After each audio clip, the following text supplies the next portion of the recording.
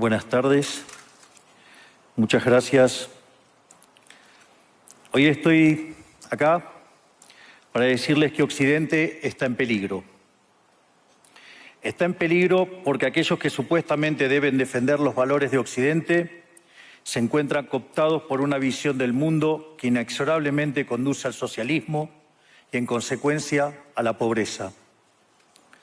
Lamentablemente, en las últimas décadas, motivados por algunos deseos bien pensantes de querer ayudar al prójimo y otros por el deseo de pertenecer a una casta privilegiada, los principales líderes del mundo occidental han abandonado el modelo de la libertad por distintas versiones de lo que llamamos colectivismo. Nosotros estamos acá para decirles que los experimentos colectivistas nunca son la solución a los problemas que aquejan a los ciudadanos del mundo, sino que, por el contrario, son su causa. Créanme, nadie mejor que nosotros los argentinos para dar testimonios de estas dos cuestiones. Cuando adoptamos el modelo de la libertad, allá por el año 1860, en 35 años nos convertimos en la primer potencia mundial, mientras que cuando abrazamos el colectivismo, a lo largo de los últimos 100 años, vimos cómo nuestros ciudadanos comenzaron a empobrecerse sistemáticamente hasta caer en el puesto número 140 del mundo. Pero antes de poder dar esta discusión, sería importante que primero viéramos los datos que sustentan por qué el capitalismo de libre empresa no solo es un sistema posible para terminar con la pobreza del mundo, sino que es el único sistema moralmente deseable para lograrlo. Si consideramos la historia del progreso económico, podemos ver cómo desde el año 0 hasta el año 1800 aproximadamente, el PBI per cápita del mundo prácticamente se mantuvo constante durante todo el periodo de referencia. Si uno mira un gráfico de la evolución del crecimiento económico a lo largo de la historia de la humanidad, uno estaría viendo un gráfico con la forma de un palo de hockey, una función exponencial que se mantuvo constante durante el 90% del tiempo y se dispara exponencialmente a partir del siglo XIX. La única excepción a esta historia de estancamiento se dio a finales del siglo XV con el descubrimiento de América. Pero salvando esta excepción, a lo largo de todo el periodo entre el año 0 y el año 1800, el PBI per cápita a nivel global se mantuvo estancado. Ahora bien, no solo que el capitalismo generó una explosión de riqueza desde el momento que se adoptó como sistema económico, sino que, si uno analiza los datos, lo que se observa es que el crecimiento se viene acelerando a lo largo de todo el periodo. Durante todo el periodo comprendido entre el año 0 y el 1800, la tasa de crecimiento del PBI per cápita se mantuvo estable en torno al 0,02% anual, es decir, prácticamente sin crecimiento. A partir del siglo XIX, con la Revolución Industrial, la tasa de crecimiento pasa al 0,66%. A ese ritmo, para duplicar el PBI per cápita, se necesitarían crecer durante 107 años. Ahora bien, si observamos el periodo entre 1900 y 1950, la tasa de crecimiento se acelera al 1,66% anual.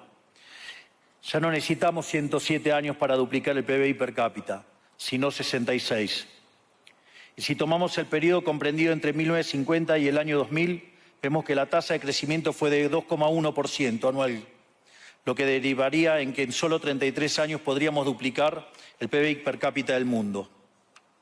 Esta tendencia, lejos de detenerse, se mantiene viva aún hoy. Si tomamos el periodo entre el año 2000 y el 2023, la tasa de crecimiento volvió a acelerar el 3% anual, lo que implica que podríamos duplicar nuestro PBI per cápita en el mundo en tan solo 23 años. Ahora bien, cuando se estudia el PBI per cápita desde el año 1800 al día de hoy, lo que se observa es que luego de la revolución industrial, el PBI per cápita mundial se multiplicó por más de 15 veces, generando una explosión de riqueza que sacó de la pobreza al 90% de la población mundial. No debemos olvidar nunca que para el año 1800, cerca del 95% de la población mundial vivía en la pobreza más extrema, mientras que ese número cayó al 5% para el año 2020, previo a la pandemia.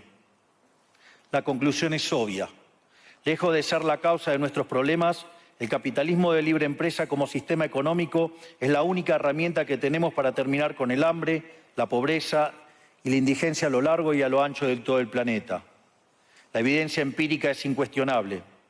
Por eso, como no cabe duda de que el capitalismo de libre mercado es superior en términos productivos, la doxa de izquierda ha atacado al capitalismo por sus cuestiones de moralidad, por ser, según ellos, dicen sus detractores, que es injusto. Dicen que el capitalismo es malo porque es individualista y que el colectivismo es bueno porque es altruista, con la ajena. Y en consecuencia bregan por la justicia social. Pero este concepto que en el primer mundo se ha puesto de moda en la última época, en mi país es una constante del discurso político desde hace más de 80 años. El problema es que la justicia social no es justa, sino que tampoco aporta al bienestar general. Muy por el contrario, es una idea intrínsecamente injusta, porque es violenta. Es injusta porque el Estado se financia a través de impuestos y los impuestos se cobran de manera coactiva. ¿O acaso alguno de nosotros puede decir que paga los impuestos de manera voluntaria? Lo cual significa que el Estado se financia a través de la coacción y que a mayor carga impositiva, mayor es la coacción, menor es la libertad. Quienes promueven la justicia social parten de la idea de que el conjunto de la economía es una torta que se puede repartir de una manera distinta. Pero esa torta no está dada, es riqueza que se va generando en lo que, por ejemplo, Israel Kirzler llama un proceso de descubrimiento de mercado. Si el bien o servicio que ofrece una empresa no es deseado, esa empresa quiebra a menos que se adecúe a lo que el mercado le está demandando. Si genera un producto de buena calidad a un buen precio atractivo, le va a ir bien y va a producir más. De modo que el mercado es un proceso de descubrimiento en el cual el capitalista encuentra sobre la marcha el rumbo correcto.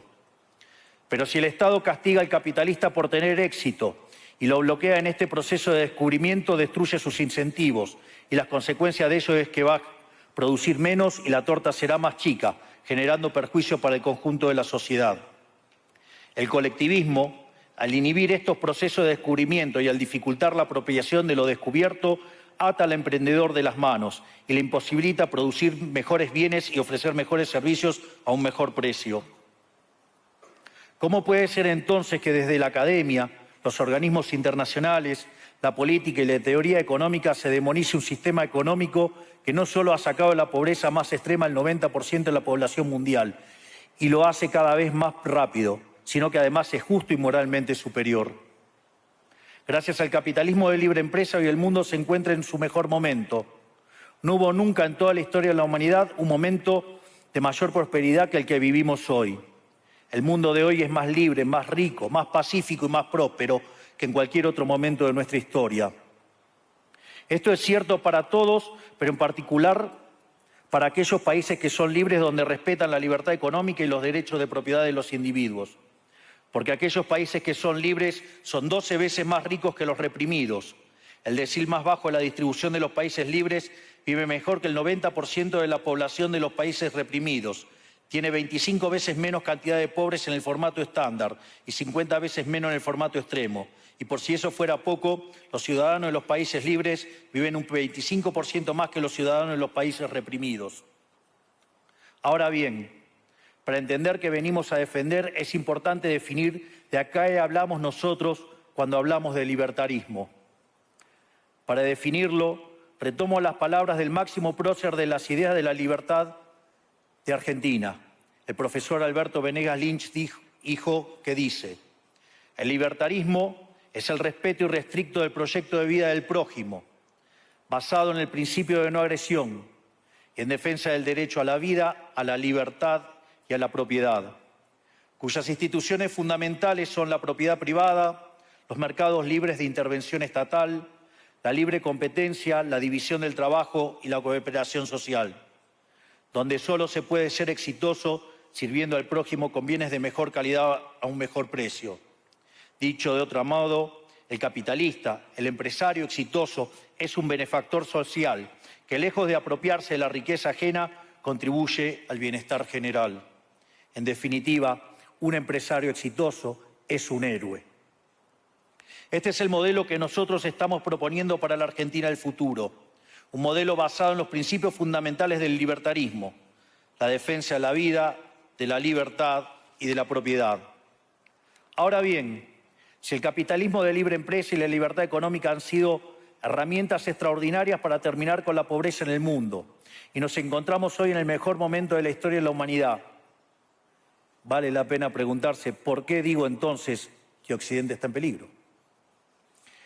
Digo que Occidente está en peligro justamente porque en aquellos países que deberíamos defender los valores del libre mercado, la propiedad privada y las demás instituciones del libertarismo, sectores del establishment político y económico, algunos por errores en su marco teórico y otros por ambición de poder, están socavando los fundamentos del libertarismo, abriéndole las puertas al socialismo y condenándonos potencialmente a la pobreza, a la miseria y el estancamiento. Porque nunca debe olvidarse que el socialismo es siempre y en todo lugar un fenómeno empobrecedor, que fracasó en todos los países que se intentó. Fue un fracaso en lo económico, fue un fracaso en lo social, fue un fracaso en lo cultural y además asesinó a más de 100 millones de seres humanos.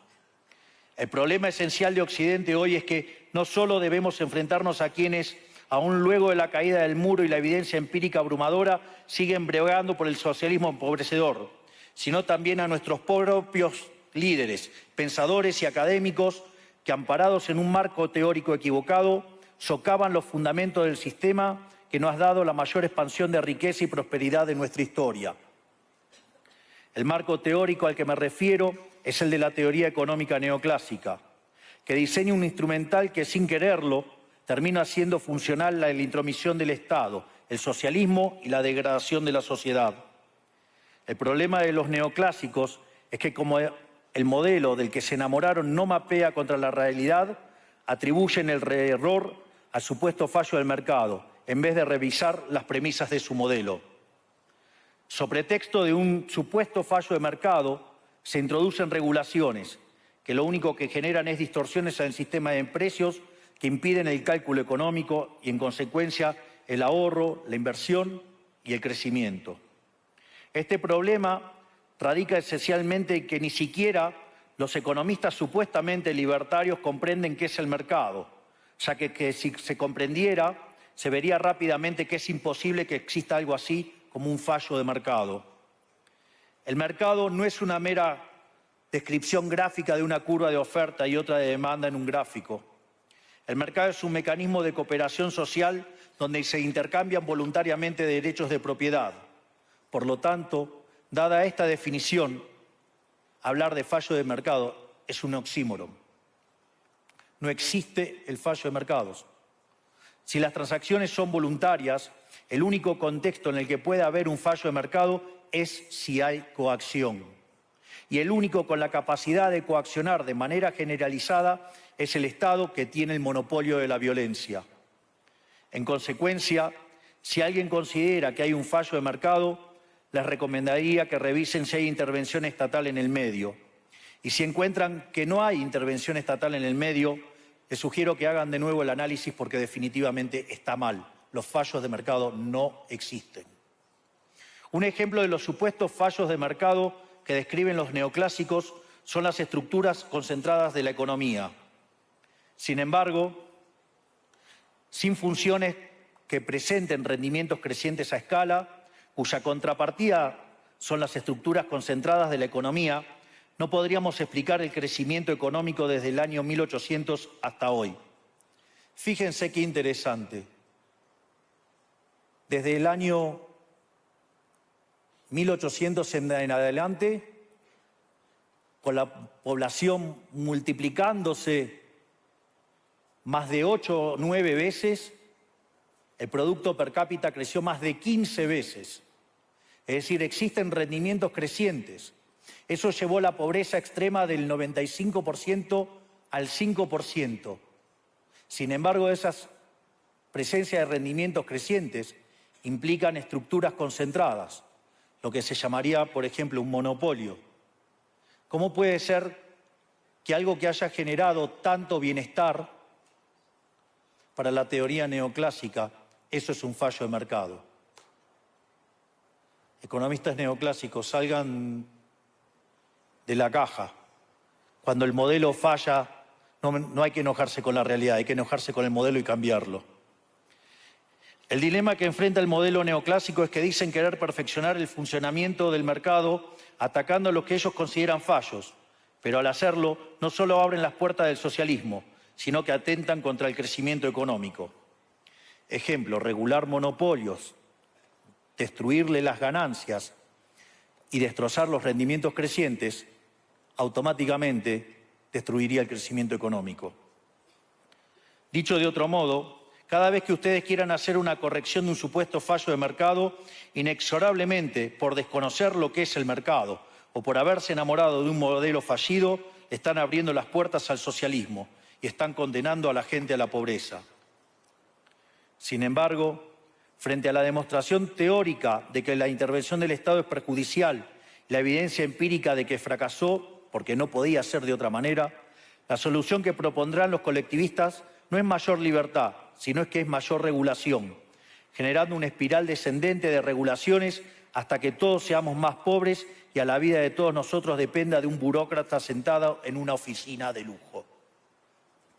Dado el estrepitoso fracaso de los modelos colectivistas y los innegables avances del mundo libre, los socialistas se vieron forzados a cambiar su agenda. Dejaron atrás la lucha de clases basada en el sistema económico para reemplazarla por otros supuestos conflictos sociales igual de nocivos para la vida en comunidad y para el crecimiento económico. La primera de estas nuevas batallas fue la pelea ridícula y antinatural entre el hombre y la mujer. El libertarismo ya establece la igualdad entre los sexos. La piedra fundacional de nuestro credo dice que todos los hombres somos creados iguales, que todos tenemos los mismos derechos inalienables otorgados por el Creador, entre los que se encuentran la vida, la libertad y la propiedad. En lo único que devino esta agenda del feminismo radical es en mayor intervención del Estado para entorpecer el proceso económico, darle trabajo a burócratas que no le aportaron nada a la sociedad, sea en formato de ministerios de la mujer o organismos internacionales dedicados a promover esta agenda. Otro de los conflictos que los socialistas plantean es del hombre contra la naturaleza. Sostienen que los seres humanos dañamos el planeta y que debe ser protegido a toda costa, incluso llegando a abogar por mecanismos de control poblacional o en la agenda sangrienta del aborto. Lamentablemente, estas ideas nocivas han pregnado fuertemente en nuestra sociedad. Los neomarxistas han sabido cooptar el sentido común de Occidente. Lograron esto gracias a la apropiación de los medios de comunicación, de la cultura, de las universidades y sí, también de los organismos internacionales. Este último caso es el más grave, tal vez, porque se trata de instituciones que tienen enorme influencia en las decisiones políticas y económicas de los países que integran esos organismos multilaterales. Por suerte, somos cada vez más los que nos atrevemos a levantar la voz, porque vemos que si no combatimos frontalmente estas ideas, el único destino posible es que cada vez vamos a tener más Estado, más regulación, más socialismo, más pobreza, menos libertad y, en consecuencia, peor nivel de vida. Occidente, lamentablemente, ya comenzó a transitar este camino. Sé que a muchos les puede sonar ridículo plantear que Occidente se ha volcado al socialismo, pero solo es ridículo en la medida que uno se restringe a la definición económica tradicional del socialismo, que establece que es un sistema económico donde el Estado es el dueño de los medios de producción. Esta definición debería ser, desde mi punto de vista, actualizada a las circunstancias presentes. Hoy los Estados no necesitan controlar directamente los medios de producción para controlar cada aspecto de la vida de los individuos. Con herramientas como la emisión monetaria, el endeudamiento, los subsidios, el control de la tasa de interés, los controles de precios y las regulaciones para corregir los supuestos fallos de mercado, pueden controlar los destinos de millones de seres humanos. Así es como llegamos al punto en el que, con distintos nombres o formas, buenas partes de las ofertas políticas generalmente aceptadas en la mayoría de los países de Occidente son variantes colectivistas. Ya sea que se declamen abiertamente comunistas, fascistas, nazis, socialistas, socialdemócratas, nacionalsocialistas, demócratas cristianos, keynesianos, neokeynesianos, progresistas, populistas, nacionalistas o globalistas.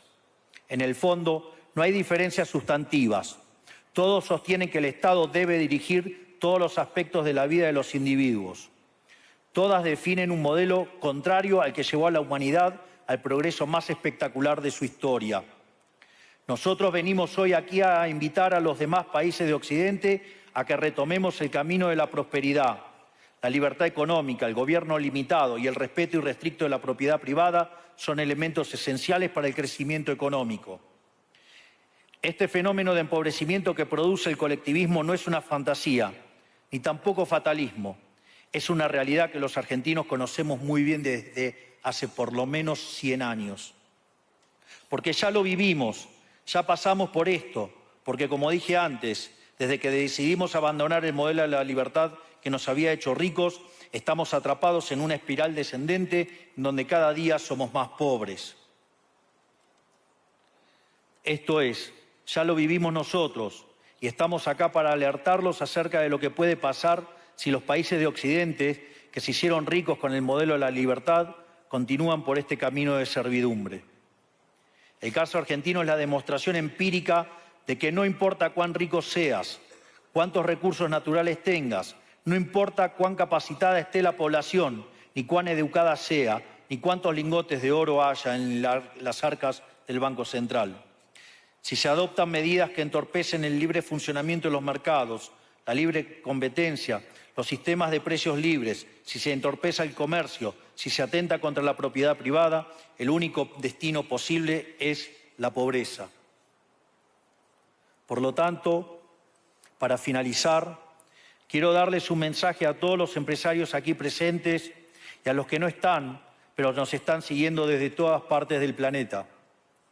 No se dejen amedrentar ni por la casta política ni por los parásitos que viven del Estado.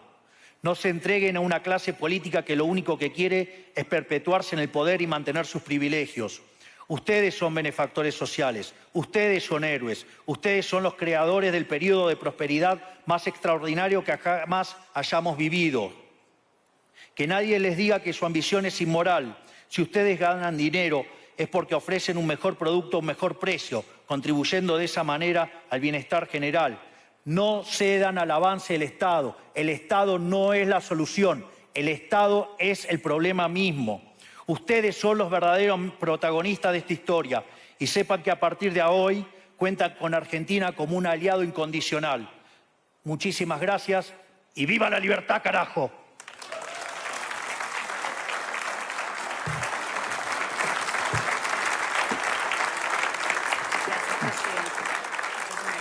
Gracias. Vamos a ir por la derecha también. Vamos a pasar. Fantástico. Gracias.